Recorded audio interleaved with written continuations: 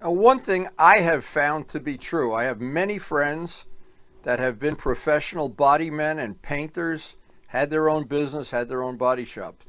Every one of them has their own little private way that they do things, their own little tricks and tips. And Bob Brookins gave me so much information, and he's a custom car painter. So many little things I could do to make my life easy. And one of them is not to spray all the clear in one shot. Now, I'm going to show that method today. It's a method that's worked for me in both model airplanes and motorcycles and painting other various things. Is the temptation is not to put all the clear on in one wet coat. And you can watch this and pick up the tips in 4K. Set your device. Well, we had to wait through a day of rain, but we used it to our advantage because now that part has been up by a heating vent for an extra day. And I know that they say this isn't true, but I found it to be relatively true myself. Giving it an extra day to dry, always in your favor if you're going to sand or buff. Maybe that's not totally true, but it seems more true to me than not.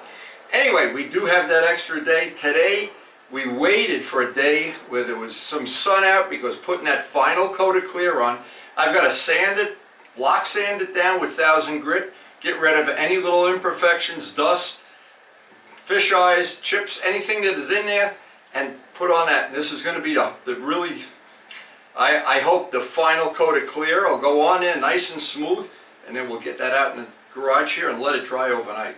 Well, let's get down to the shop and get busy. We want to mix up a batch of soapy water, some 1000 grit. I want to block sand this down with a soft block and get out any imperfections that are in the part. Now, this is the soft block that I prefer to use. This one is well used, and to do all the block sanding or most of it right up to the end with a soft block, to me it's a big help and it saves a lot of work. Using a soft block, I want to make sure the whole part is as flat as I can get it.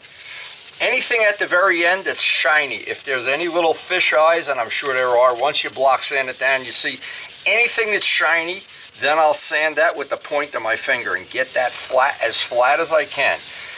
I also, right now, I can't even feel this. I've sanded over the edge of that, and that's one of the things, of course, I want.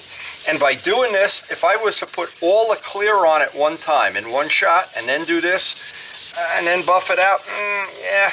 But by doing it in 2 steps, to me, in the end, it's just a lot less work. And no matter how you sand it, if you sand it by hand, I prefer the soft block for this. This is basically all flat areas anyway. But I don't want to go through on the edge. The one thing not to do is go through on the edge. I want to get all of the joints where one color blends into the other color as smooth as possible. And this just gets time consuming. And as much as I can do. Now, I wanted to do one of these in real time so you could see how many times this has to be done. This is not a 5-minute job. This is probably, it might even be an hour, who knows? Well, it depends on how many things we got going on here. But let me dry off a spot, and then using a macro lens, and sometimes that comes out real good, sometimes not so good. Let me show what I'm actually trying to accomplish here. And I see we got a couple little shiny little dimples there. We want to get the whole part flat. So this is what I'm working to correct. That little shine, let me see if I get this on a macro lens. I'm not sure. What it is, it's a little moon crater. It's what actually you can call a fisheye. These things come from a lot of things. It could be that you have grease on your hands, a little particle while we're painting outside, things are blowing, and the day we did this, the wind was blowing. Or it could be contamination in the air line of your compressor or your compressor. A million things cause this, and no matter how careful you are, in the end, even professional body shops that are painting custom cars, you wind up with some of that. Now, in some cases, like in the case where the parts we were working on, the whole part was contaminated. So it would be, I think, impossible to fix that using the normal techniques that we're using here. But we're going to sand that. Now, when I see that little crater, I'm going to put a piece of sandpaper on the tip of my finger and just try to get that to come out. And here's 3 little more. See those little shiny spots? Those are little fish eyes. But to get the whole part to be flat It just takes time, and it really is time consuming, but it's this step. If you skip this step, that final coat of clear is a real problem, because those fish eyes can come through the top, the final coat of clear, and now you really have a problem trying to get them out of the final buffing. And from this point on, you can just do it with a fingertip. I like to do it like a star pattern if possible, but I need to get rid of anything that's shiny. And the hour or so that I'm going to spend flattening this part out and getting it done, it'll minimize how much is going to come out in the final coat and make the buffing. I'll probably save 2 hours of buffing. This is really like putting a good foundation on a house, and it just takes time. The one thing you don't want to do is just make a ditch. You want to constantly be moving the paper around, and then at the very end just go over it with the soft block. Now if I were to go through down into the black, I would just have to touch it up either with a little brush or an airbrush, because that final coat of clear will bury any little touch-ups that we have to make, if we have to do any. This probably is the last gallon of M600 we're ever going to have. But there are other good degreasing agents, and this is a step you can't skip. And in fact, in our case, we'll do it 2 or 3 times, since this is the final time that we're going to get to do this before we buff the part out. Hopefully the clear will go on with very little imperfections or fish eyes or anything, and we'll be able to buff it out. But this is a step you just have to go back and forth over and over until you get it exactly the way you want it. Get it perfectly clean, and we'll be ready to mix up some clear, and it looks like we've got a decent day for painting. The final thing is tack rag it down, and we are ready to fire up the compressor. Now, it's always important, I try not to leave it out on any videos, the tutorial videos, how important it is to drain the compressor every time you use it and leave the valve open so you don't build up any residual moisture. And if you're really critical, you can get a water trap, and there's a lot of other accessories that are worth having, but the main thing is just to drain that every time you use it. Now, like I said on the previous 3 videos to this, and they're all in sequence out on the channel if you need to look at them, I haven't found a giant difference in any of the clears I've used, the 5-star among others, and they're all out on the video anyway. But this is the key for my shop conditions: fast hardener. Fast, not slow, not medium. And that seems to be the information that's worth pulling off the video. And again, and I say it over and over again because it is so critical, that in this case, no matter what compressor you have, once you fire this up and plug it in, to be able to rock it, and you look, and underneath it, if you put, now I have a rug under here, I can see the moisture coming out. That moisture normally goes through the hose and into your paint job. So having a clean compressor and dry compressor, it's a big giant step in keeping the contaminants in the paint job down, and it makes the final sanding and buffing that much easier. Now, another tip, I keep a jar of acetone, keep all the parts for the nozzle of the gun, keep them in a jar of acetone when you're not using it, and especially if you're not going to use it every day. And what that does, it minimizes the chance you're going to have something like the cured paint wind up in the paint job.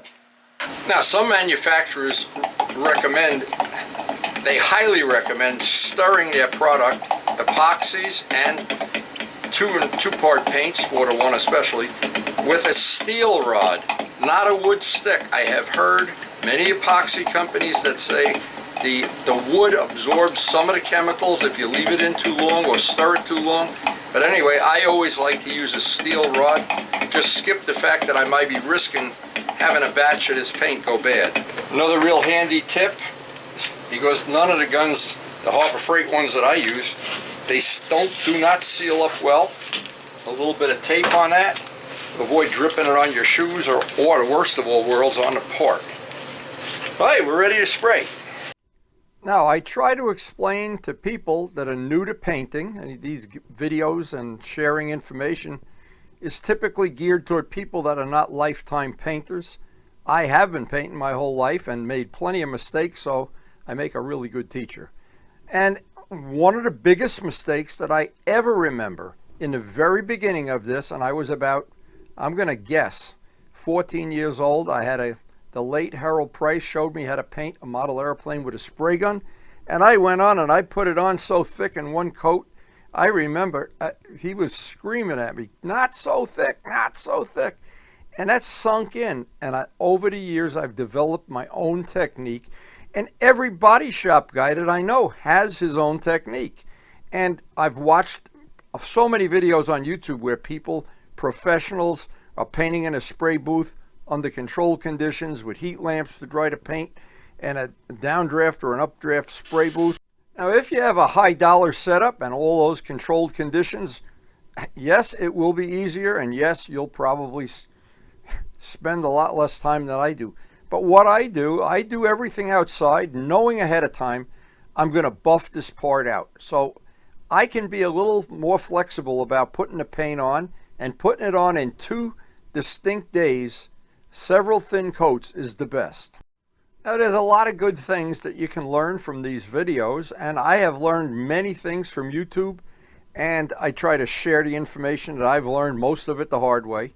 But one of the big things, and there's some big things, having a compressor clean is one. Having clean a day like today where the wind isn't blowing too hard, if you're going to spray the final clear, will save you a lot of work in sanding out the part. Painting in thin coats. Now, I leave this in real time. In the past, I haven't left it in real time. A lot of times I'd put it in fast forward because a lot of people asked me, well, how many coats of paint? It looks like, if you look at this and you hadn't ever watched a video before of mine, you would think, wow, he's putting on a ton of paint here. Well, no, I've got this down to where it's putting on very, very little material. I'm spraying at about 25 psi. And it really, in temperature it is now, it's probably right above freezing. And I do almost all my painting in the winter when it's cold. I do it virtually all outside. Now, in between coats, I will take that, give it a good half hour, 45 minutes between coats.